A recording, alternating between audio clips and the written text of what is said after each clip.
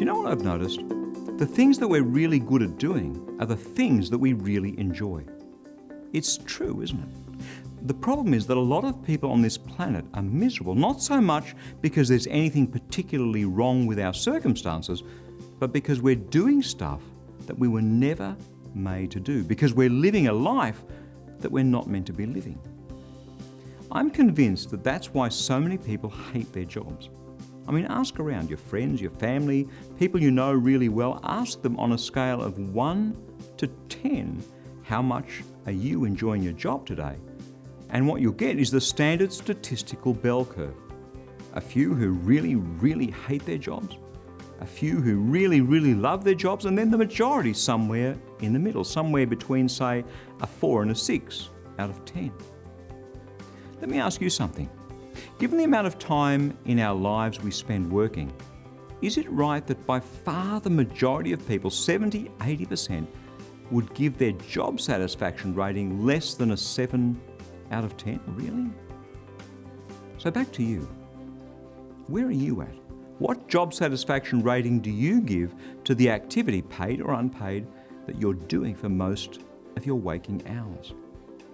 Jesus said that he came so that we could have life in all its abundance. The original Greek word used there in John chapter 10, verse 10 literally means superabundance. Are you living that superabundant life? Or are your days and weeks slipping by, living out somewhere between a 4 and a 6 out of 10, like most of the other people around you? I know, we might be tugging away here at your comfort zone. Being in a comfort zone is one of the greatest inhibitors to following the call of God on our lives, because the call of God almost never lies within your comfort zone. No.